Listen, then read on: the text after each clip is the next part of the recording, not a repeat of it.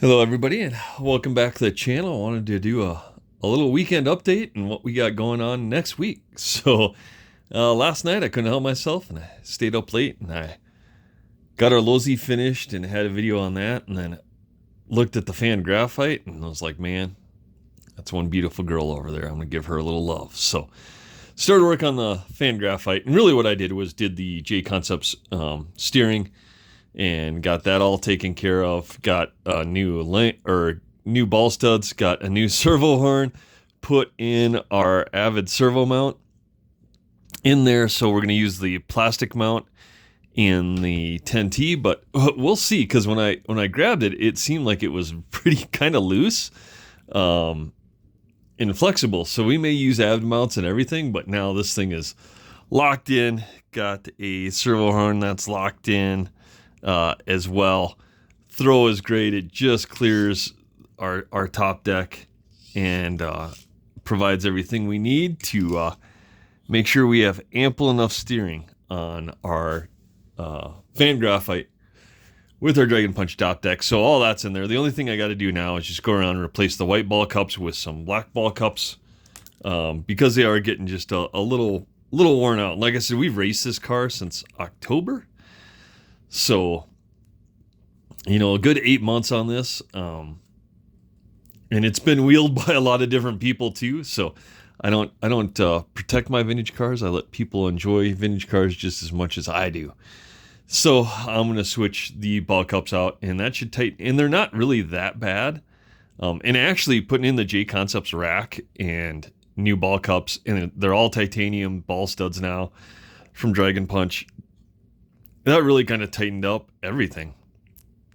So the one thing I will tell you is, if you have a fan graphite, you can't use the stock screws on the steering. I had some stainless ones that I had to use because they're a little bit shorter than what comes with the fan. So the fan ones you can't lock down. The J Concept steering rack, it'll be loose. There'll be a ton of play vertically up and down. So use stainless. Used a bunch of Loctite. Use Loctite, guys. Or they're gonna come loose on you. So put Loctite. Gonna let those set up, but still moves nice and free, just like it did on our Kinwald. So that looks pretty good. So we're gonna continue to work on this over the week. I think the only thing I have left is, like I said, the ball cups. I'm gonna paint a new body for it. Did get our mount on our top deck, so you got to use on this Dragon Punch top deck.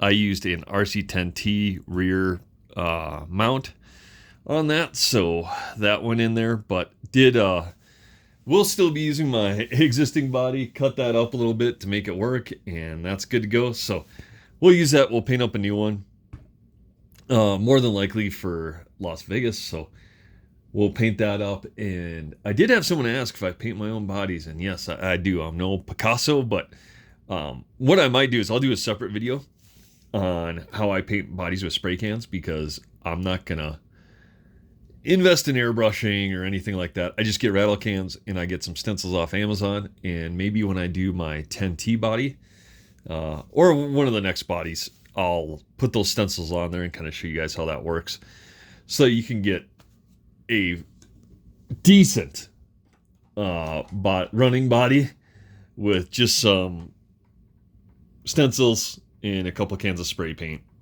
and looks better than just one color or what have you. So that is pretty cool. So I may do that. The Lozi is all done. The only thing I ordered today was some J Concepts wing mounts. I'm gonna put a new wing on it, because that got ripped apart because there were so many holes in it from changing wing positions that it broke last night. So in the in the main, this broke and came apart. So we are gonna redo that, get a new wing, get some new wing mounts on there, make that Lozi look pretty, because we all know we love the Lozis around here. So the plan is for next weekend, and I'll post up videos of more, probably just the A main final that I ran, is the track is very vintage friendly, and then we will run our RC10 next week and Nick's double XT And hopefully when we taste the sweet taste of victory, we can ship that off to Nick and he can have his truck back, because I'd be getting anxious too looking at that girl as well. So we're going to run that next weekend, run our RC10 next weekend. I have wheels and tires mounted up for it, so that should be good to go. And that's simply because our Astute won't be ready. It did get a servo ordered, pinions ordered, surplus comes tomorrow actually. And then all we're waiting on is our bearings show up tomorrow, so I'll get all the bearings done. I should be able to get the front end sorted with the suspension. What else shows up tomorrow? Something else. Oh, our turnbuckles. So I'll get all the turnbuckles done, because I know everyone loves building turnbuckles. So we'll have some titanium turnbuckles on this thing. And then we're just waiting for our parts from Hong Kong. And they did ship out of Hong Kong on Friday. So they cleared customs and are on their way. So hopefully they're going to get here sooner than later, and we'll be able to get those in there. But I'm kind of excited for the Astute. And like I said, there was a lot of people that were anxious to see the Astute come to more. So we may do, I don't know, we may do graphite shock towers and stuff. We'll see. We'll see how it runs at first. And if it's a worthy contender, we'll invest in the graphite upgrade kits. So right now, I think the only thing I got to do this week is start working on the RC10T. So we are going to start working on that. I picked up a set of slicks for that as well yesterday at Moore to match our double XT, because maybe there's a small chance we run those things together. I may just cave in and buy an RC10T and not wait for the Cliff Led edition.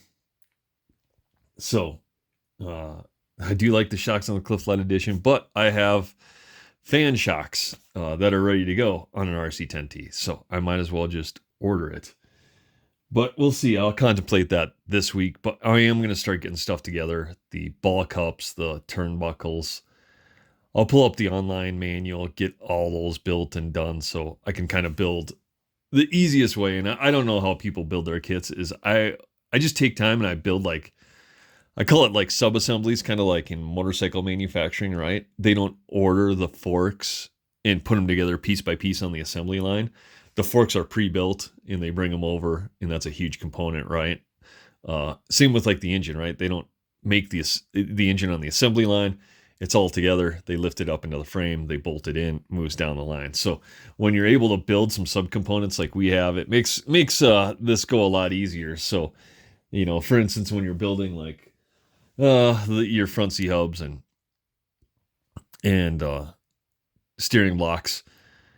Of course, we ordered aluminum ones, so these got to come apart. But fit from to me is still pretty good. So, and then all the bearings have to go in there as well. So, but you know, we made our transmission. We started assembling the front. That's just going to make life a lot easier when we get to the point where we want to rush and get this thing done as parts come in. So as parts come in, we'll get stuff built and sub-assemblies done, so it takes less time to finish her off.